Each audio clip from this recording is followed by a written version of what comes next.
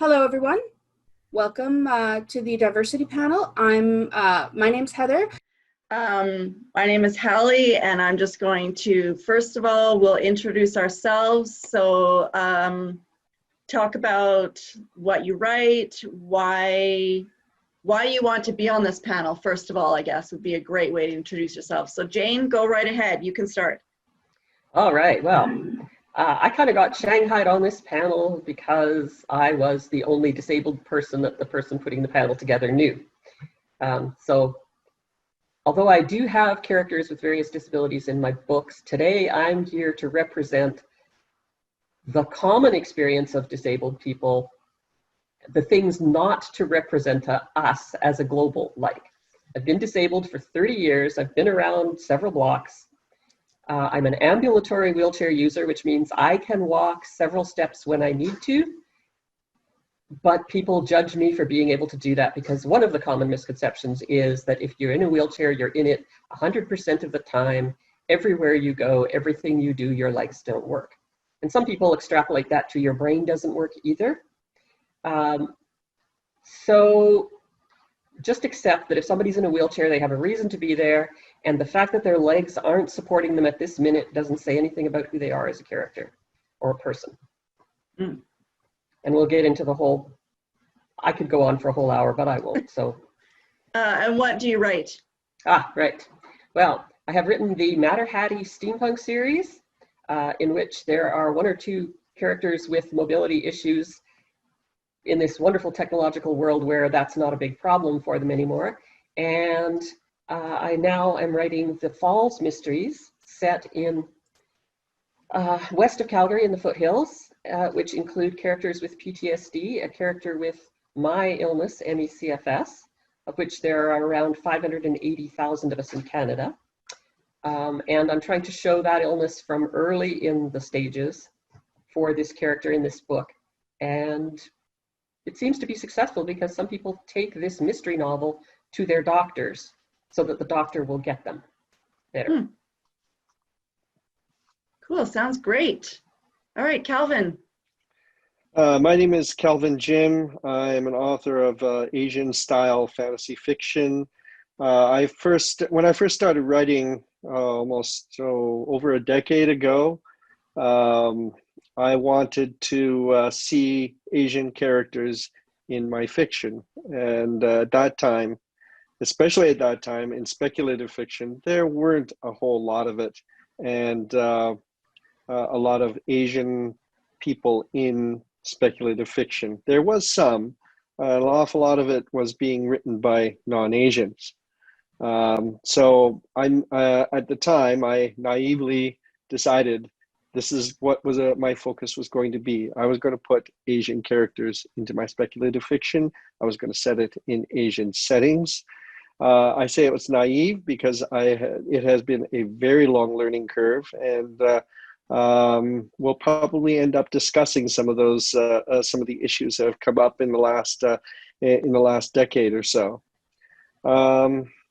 I've published a whole bunch of short stories now. I haven't yet published my first novel, although I've written a few. I am currently a writer for I write articles on Japanese mythology for for a newsletter for the Calgary Kotobuki Society. And I am holding myself out as a sensitivity reader.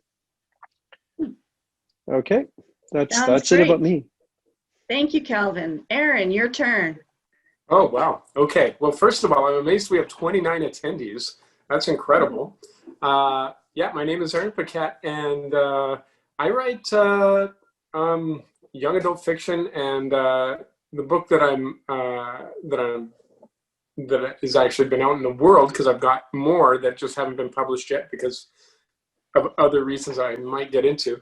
And it's Lightfinder, and it's basically a fantasy adventure story with mainly Cree characters and Cree mythology and Cree beliefs and languages embedded throughout it. And the reason I wrote it is because I was working with youth all across Western Canada. And one of the things that I would ask is, how many of you are readers?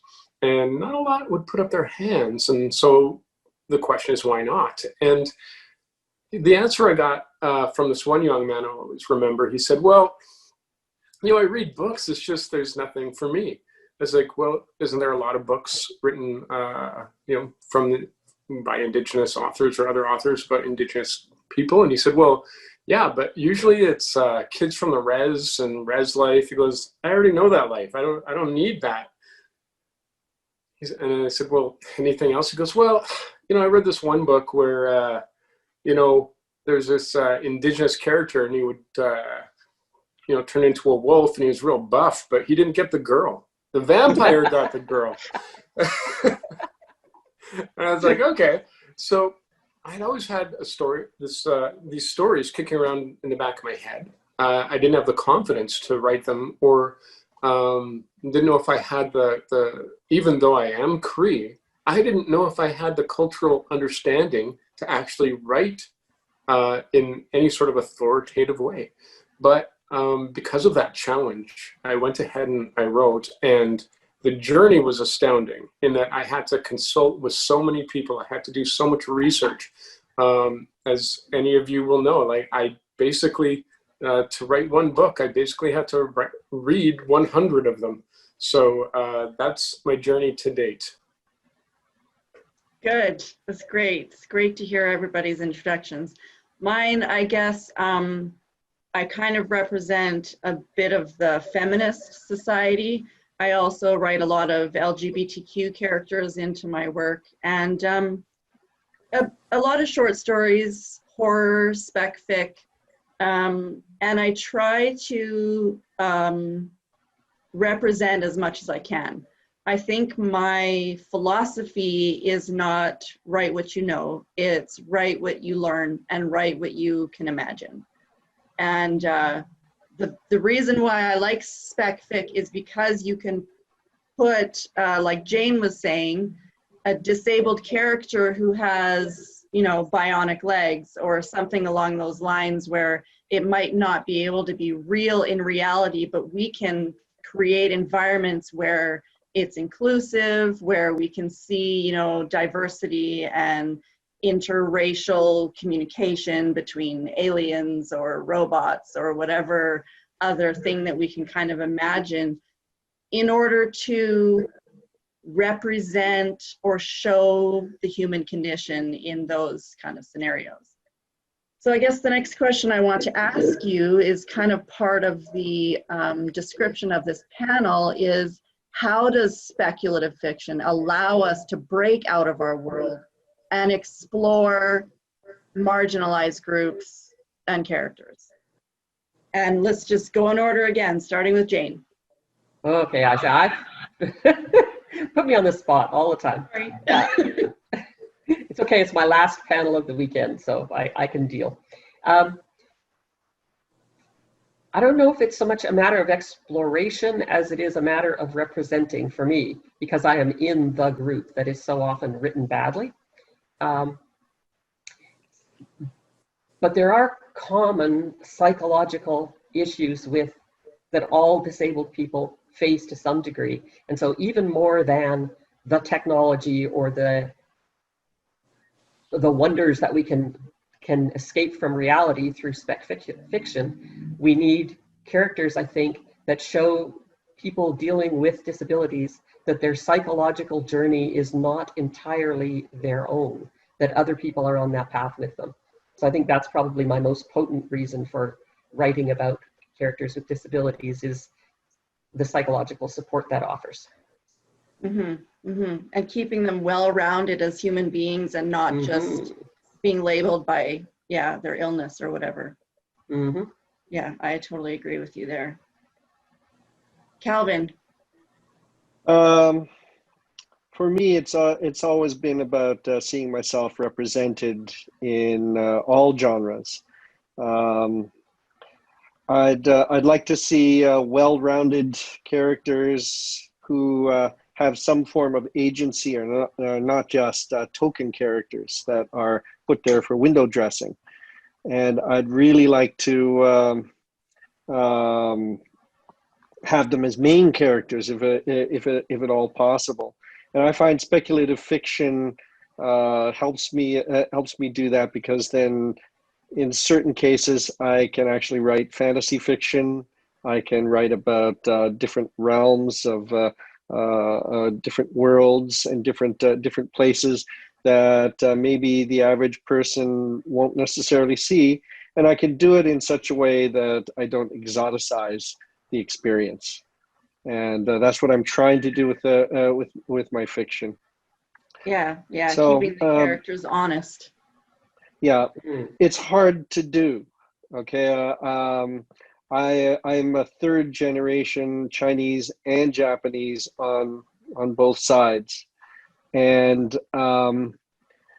one of the challenges I've had over the past 10 years is saying, okay, I'm just going to write this stuff, and I write down what I know, and then when I'm starting to write that, I realize exactly how much I don't know, and what I assumed that I knew is not really part of the culture, but more of the family culture. You know, this is what we used to do as a kid, but it isn't representative of everything out there from my culture, and it's proven to be a real challenge to try and get that. And I do, like I said, I try and do that through speculative fiction in creating new worlds for people to experience, but it's tough. Mm-hmm. Aaron.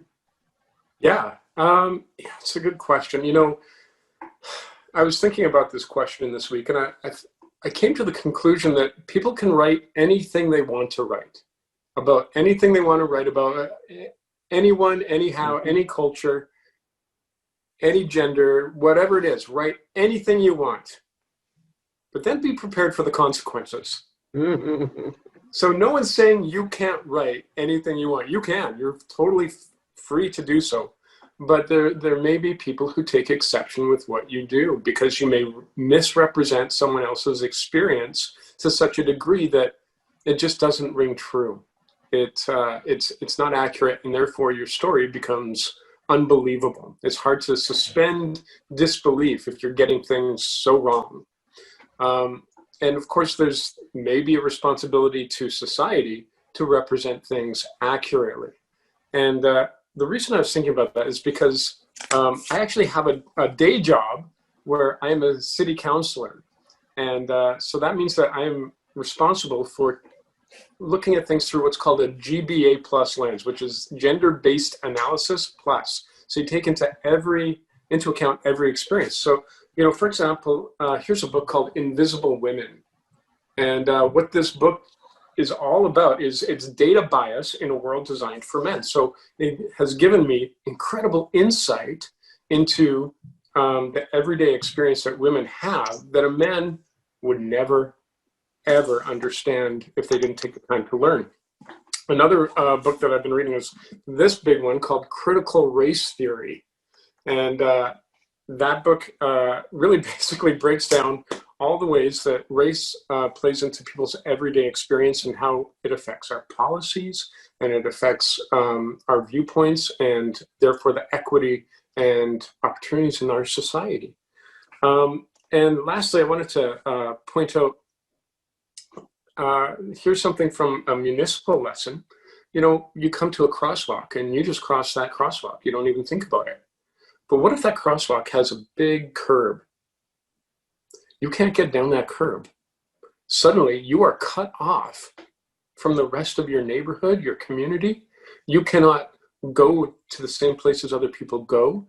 You are suddenly, through design and through lack of thought in that design, are experiencing a world where you are marginalized and you don't belong. That is the same thing that happens in our writing. If we don't take the time to learn the experiences of other people and their everyday realities, if we ignore that because we just want to write, then basically what we're saying is my writing is not for you. And so if you want to do that, you are free to do that. But if you want your writing to feel honest, to do something positive in this world, and to help people feel included and be able to lose themselves and immerse themselves in your story, then you have to take the time to understand. Mhm. Very well done. Yes, I agree wholeheartedly with you on that. And I think that we do have a few books that, Calvin, you were mentioning that you also read. Do you want to mention those right now too? Okay, I don't know if you can see this or if it's backwards. This has been my primary source for writing for quite a few years. It's called Writing the Other. It was written quite a while ago by Nizey Shawl and Cynthia Ward. I was going to put this in the chat, and it's a great primer for learning about bridging cultural differences in fiction and the basics of power and why cultural appropriation is such a bad thing. Bad for some, not as bad for others, but still, I mean, you want to avoid it. It's a great source, very, very short read, and I've read it several times now because each time I take something different away from it. When I first started reading this, I couldn't understand it. I literally could not understand it. And as time has gone on, especially in the environment that we're living in today, I find it a lot easier to understand, both as a writer and as a person. It talks an awful lot about things like privilege and whatnot, and why privilege is such a horrible thing in certain respects. Anyway, elements of indigenous style. This is a source book that just came out a little while ago. I don't.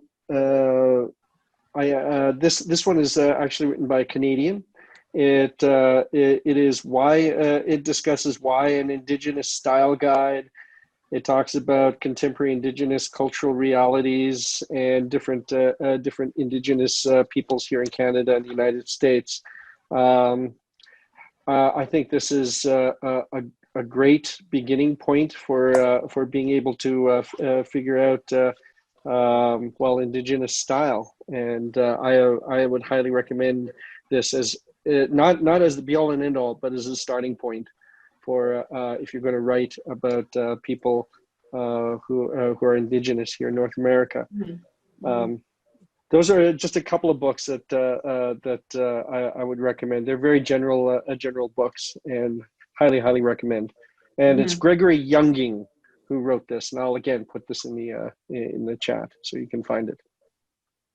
Excellent, thank you. I think two of the things that I wanted to bring up that we discussed earlier are the Bechdel test, and then we talked about the Duvernay test.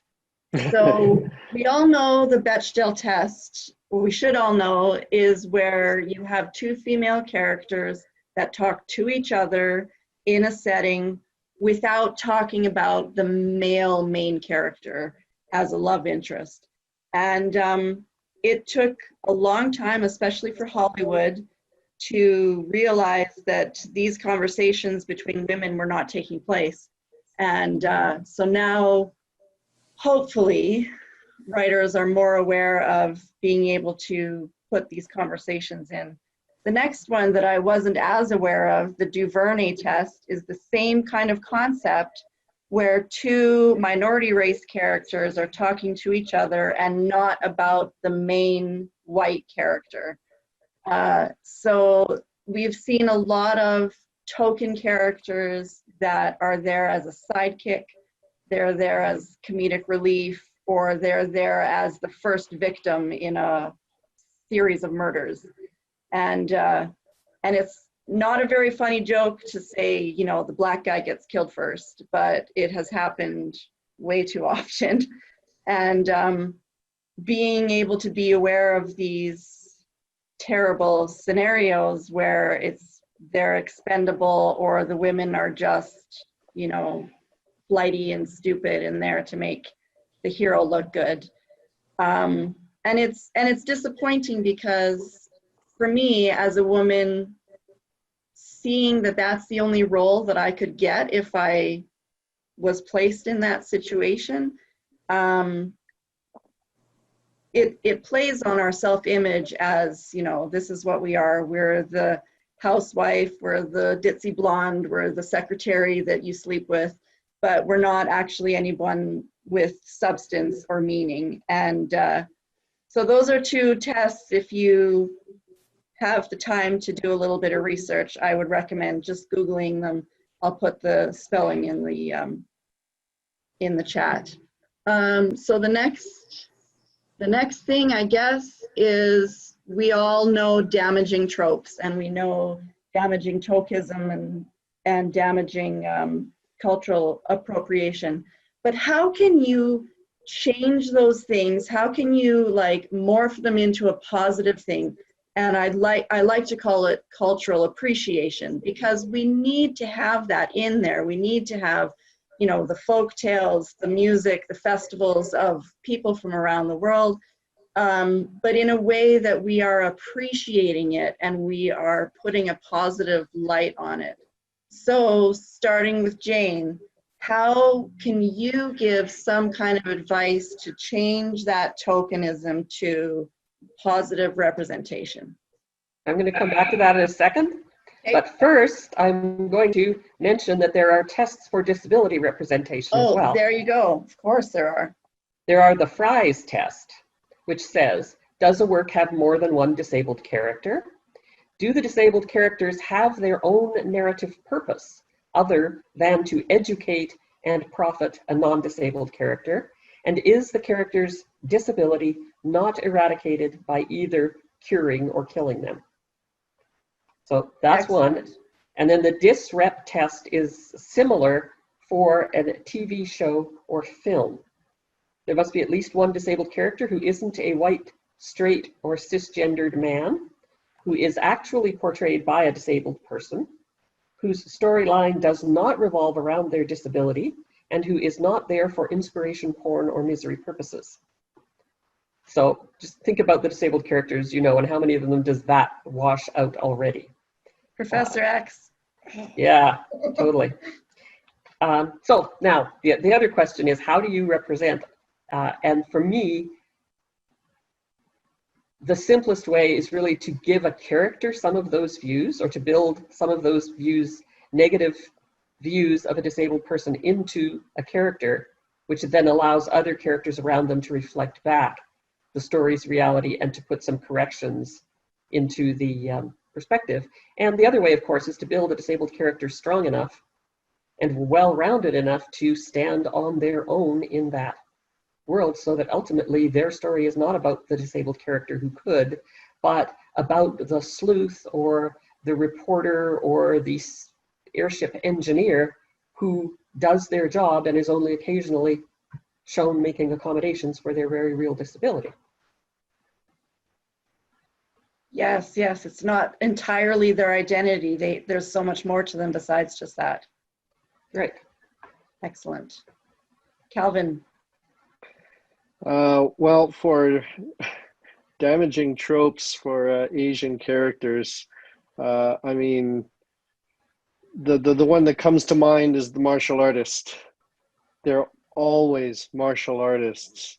They always seem to have they know, you know, some form of kung fu, or they can defend themselves with something like that. Or if they're not the martial artist, they're the old wisdom infused person who spouts off Confucian wisdom at the drop of a hat. Those are the two that I get quite a bit. I've also started to notice a lot of Japanese tropes. The compliant geisha is probably the one that I see the most. Things like that. And I think the best way to combat these things, because God knows I've written Chinese martial artists in my work. I mean, one of the things I write is what's called wuxia, which is Chinese martial arts hero fiction. So I mean, I'm not going to get away from that trope, but the best way to do this is don't make them background characters. Don't make them disposable. Don't make them characters that are there for a moment to fulfill some kind of quota that says, "Hey, I'm including these people because I think I need to represent them," and give them a little bit more to do. Make them more well-rounded. Make them characters with agency. Okay, even a character arc in some way, shape, or form, if that is even possible. Those are just a few ways, anyway. I'm sure there are more. Give them some narrative function. Yes, yeah. Advance the plot. They have a definite purpose for being there because they're advancing the plot. Good, Aaron. Yeah. Aside from the damaging aspect of these tropes, is the fact that I think the next worst thing is that it's so boring.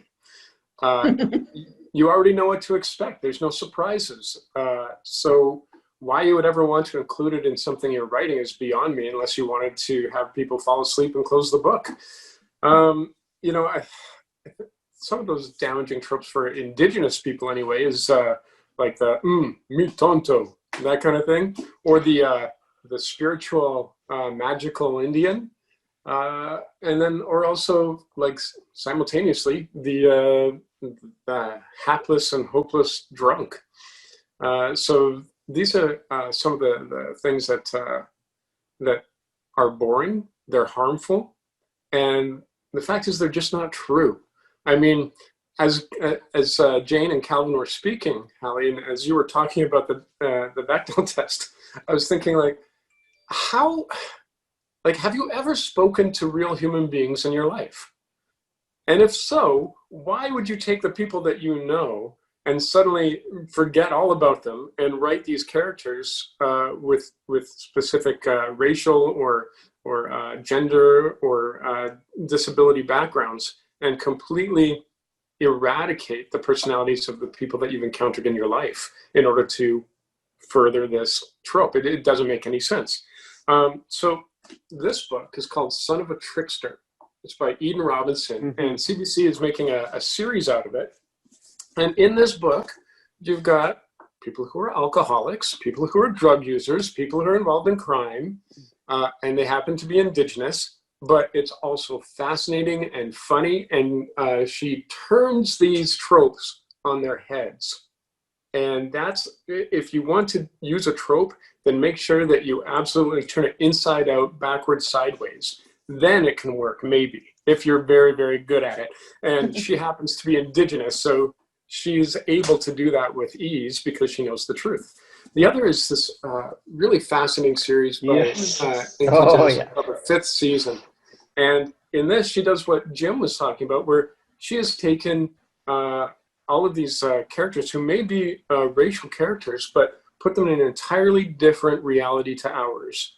And therefore, she was able to reconstruct and imagine a whole different world wherein these characters, who happen to be mostly Black, can inhabit without fear of perpetuating stereotypes. So you can have racialized characters in your stories as long as you understand that any stereotype you use suddenly makes your story incredibly boring and a waste of time for anyone to read.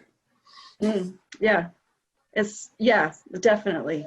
I remember when I was a teenager reading a book about a girl who had scoliosis, and I also had scoliosis.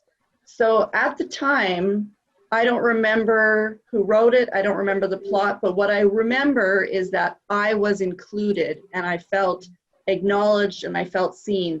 And that was all that mattered to me in that book. And I know that there have been times when people have felt the same way, when they've seen themselves in a book and they suddenly feel like they exist in the world. And I think that that is a really important step that we as authors can take, because the written word reflects our society so much that it has to be accurate. I think the next thing I wanted, I've got a thing I want to mention about LGBTQ characters. a very dangerous trope there is, you know, the fashion designer, the hairdresser, the I am here to make you pretty. And I'll use the Princess Diaries as an example, the hairdresser. His character made no difference to the personal development of the main character. And it was just sad to see that they can be helpful, but they can't be influential. And that's what I want to definitely avoid. And I think that especially in television lately, it's been good. I've seen a lot of really great episodes where people, marginalized people of any sort, are being treated as important people. And that is where I want to see if we can come up with some great examples of where these characters have been brought in. And my first example is going to be the Umbrella Academy, because the entire story was written around the fact that this family had to be diverse characters because they were adopted from all over the world. And there's 7 of them, and we have 2 LGBTQ characters. We have a Black character, a Latino character, from different aspects of the world, and they have to get along together as a family unit. And so I love the Umbrella Academy for that reason, because you've got time travel and you've got, you know, teleportation and all of these things, but then every person in that family is so important, and it goes into everybody's backstory and where they come from and their motivation and brings them all together. And yeah, I'm a big fan of the Umbrella Academy. So if you have a great example, Jane, let's start with you. Okay, and I'm going to introduce you to another new term right now that in disability circles, think of it as cognitive autonomy. And because disability is such a broad category, there are many, many people with some degree of cognitive disabling symptoms. Cognitive autonomy simply means how much control does a person or character with, for example, an anxiety disorder, ADHD, OCD, autism spectrum, schizophrenia, bipolar disorder, or a traumatic brain injury have about what they can think about. And the reason I'm going with that, cognitive autonomy, how much freedom does that person have to control what they think about? Because my book recommendation is On the Edge of Gone by Corinne Davis, and it's about an autistic girl facing the end of the world through an oncoming comet. She's responsible for an alcoholic mother. She's desperately looking for her sister, and she has to get her mother to safety in a generation ship before the world literally ends on her. And this book is very highly rated for both autism, because the author is autistic and is writing about something she knows intimately. So from the psychological perspective, she's very strong on the internal processes of being autistic and faced with rapidly changing circumstances. And it's also highly rated for gender and racial diversity. So that's a really good one to look at a broad spectrum of abilities and diversity. And I'll put that title in the comment trail. Excellent, thank you. Calvin. Aaron already took mine. Oh no, sorry. Yeah, Still talk the about fifth it. season. The 5th season was an incredible book. N.K. Jemisin is an incredible writer, and I absolutely adored that book.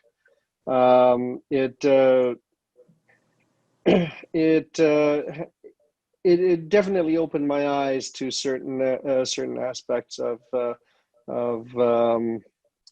things, and the thing that I really enjoyed about it is that she not only put that in there, but she did it with such poetic language, and absolutely love it. And I think it's going to be a TV show in a while. I'm not too sure. I know it's becoming a role-playing game, that's for sure. the whole thing. So if anybody's a role playing game fanatic, well, you can play in that yard now. I do have a book that I'm going to recommend, but the title is escaping me, and as soon as I find it, I will put it in the chat. Okay. Aaron, you got another one for us? Oh, so many, but I want to talk about this one. I don't know if you can see it. It's called Borderline, and it's by Michelle Baker, and it's a cynical, disabled film director with borderline personality disorder. And so I learned a lot by reading this book. And basically she gets recruited to oversee to work with a secret organization that oversees, and this sounds weird, relations between Hollywood and fairyland. And it's actually really fascinating, especially because this character with borderline personality disorder and disability suddenly finds herself enmeshed in this world where she has to question her sanity all the time. And it's a great read. It's really quick, and I'll post the information in the chat. But I also wanted to touch on the fact that there are so many nowadays. I mean, I hope everyone's watched the Watchmen series. And then there's the sci-fi series The Expanse, where characters are in there with disabilities, who are racialized, whatever it is, and no one skips a beat, and it doesn't, like, the roles are basically interchangeable. It could have been anyone in that role, so it takes away those tropes, it takes away those stereotypes. And then the last one I wanted to touch on, I want to go to the granddaddy of them all, and that's I don't know if anyone can figure out what that is just by the cover. Dune. Yeah. Yeah. Where Frank Herbert was writing basically an environmental screed, and half of his main characters happen to be descended from desert people, and primarily the influence is Islam. And if you haven't read Dune and the Dune series, I'm going to spoil it a little bit for you right now. And that is that the main character had a choice to sacrifice themselves for the greater good of humanity, and chose not to, and put that burden on his children. And his children are the ones who had to step up, and one of them had to make a sacrifice of their life, and not just to die, but to live for the benefit of humanity. And I think the reason I bring that up is because when we're talking about race, when we're talking about disability, when we're talking about gender, a lot of times we feel the pressure of generations who did not do the job, and we're stuck with it. And, my hope and prayer is that we do the work in our generation, in our time, so that our children and our children's children do not have to, that they have bigger fish to fry, that they've got way better problems to solve than just these ones. Yes. Oh, I totally agree. I feel like the problems that we're facing with racism, especially nowadays, they should be over and done with, and they should have been a long time ago. And it's kind of disheartening for me that we still have to bring it up, and we still have to do these things to defend each other when we should have been able to take care of it a long time ago. It kind of brings we've got a question in the Q&A, kind of brings that up where it says, do you have thoughts on our changing outlook on people of the world, and are our perceptions changing? And I think that question has got happiness and a little bit of heartbreak in it too, because I like to think that our perceptions are changing. I'd like to know that we are being a lot more accepting. The fact that the high school that my kids go to has a gay-straight alliance, where the high school that I went to would never have ever brought it up, to me shows that there's a lot more accepting minds out there. But then at the same time, there's so many issues that are going on with police brutality and Black Lives Matter that I almost see a polarization, that there are people that are enlightened and getting it, and then there are people that are blinded and darkened and almost getting worse. So that's kind of a society that we live in right now, and us as authors, our books are going to outlast our lives. So what do we want to share with our kids, and how do we want them to perceive our tolerance levels and things like that? Does anyone else have any comments about that perception of our society? Jane. I do. I think on the whole, the kids are all right. I'm not worried about what my kids think of me. I'm worried about what they think of themselves and their peers. They are going to grow up to be the teachers and the HR departments and the hiring managers, and they are going to have a huge amount of control over what the next generation experiences of all of us marginalized peoples. The people that we are reaching with our books now are going to be the ones who are really going to make the change. And honestly, the vast majority of kids that I know in high school and university now, they're fine. They are way more tolerant. They are way more accepting of differences. They don't even blink at things that at disability levels that would have made their parents shy away in horror. And so I think on the whole, despite the fact that there's a very vocal minority of the world out there being very hateful right now, they're the last gasp. They're the dinosaurs. And I think in another 10 or 15 years, people are going to look back and recognize that. I hope so. Yeah, I have a very similar viewpoint. Although I keep wondering if our lizard brains will ever get beyond seeing one group or another as another. I mean,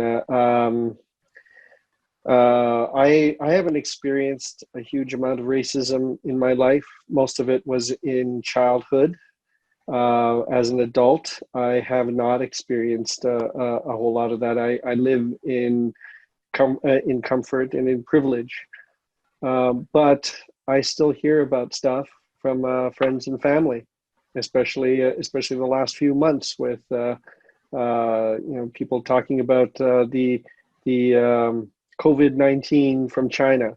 Yeah, okay, it came from China maybe, but still, okay. That aside, I mean, it was not caused by Chinese people, and the fact that they're still experiencing some form of racism still disheartens me. I like to think I live in a country that it has grown beyond it, but I do know that it's just below the surface sometimes. But like Jane, I am very hopeful. I'm hoping that my kids grow up in this in a much more enlightened society where these kind of differences are set aside. Mm-hmm. Yeah, Aaron? no, that's powerful. Maybe I'll take a different tact on this, because, Calvin brought up COVID-19, and that's something that we can't ignore. We know that a lot of people who are recovering are going to have lifelong disabilities from it. Their lung capacity, different other aspects of the disease are actually going to impact people in different ways. And a lot of people are upset that they might have to wear a mask or whatever it is because they feel it's an infringement on their freedom. And a lot of people are saying, this pandemic is maybe the worst thing that ever happened. And I see it through a lens of being Indigenous. And for Indigenous people, we've already seen the world end. We've already had our apocalypse. We've already had the majority of our people wiped out, and then having sort of a conquering people, control our children's lives and damage them, of introducing diseases, of introducing poverty and starvation and enforcing it through government policies. Indigenous people have already been through the apocalypse, and we're living in it. This is the aftermath of the end of their world. And so when I think about what the future holds, people now are confronting this idea that there are things that are out of their control. They're confronting this idea that, maybe being asked to wear a mask, if that is the biggest impact that you've ever had on your life about someone controlling your body, welcome to marginalized people's experiences. Welcome to the experience of women. Welcome to the experience of people with disabilities. Welcome to the experience of anyone who's ever tried to immigrate peacefully to Canada and faced racism and hatred. Not that people should ever have to experience these things, but compared to very real problems, the challenges of taking care of each other as a community through this virus are very minimal and very gentle. And, you know, I think that we can learn a lot from each other in this time. Thank you so much, Aaron. Yes. That is an excellent way to end our panel, and I really appreciate everybody's comments and participation, and the enthusiasm in the comments has been great. If there is any more discussion, feel free to contact any of us individually, because like Jane said, we've got a lot of material and we can definitely talk for a while longer. Thank you so much to When Words Collide, and to Heather for hosting, and to everybody for being able to be compatible at this time. It's great. I put all of the panelists' contact info into the chat, so just take a look, and everyone's website is there. Perfect. Thank you. Thank you, everybody. Thank you so much, Thank guys. you, Heather. Thanks. Thanks. Great panel.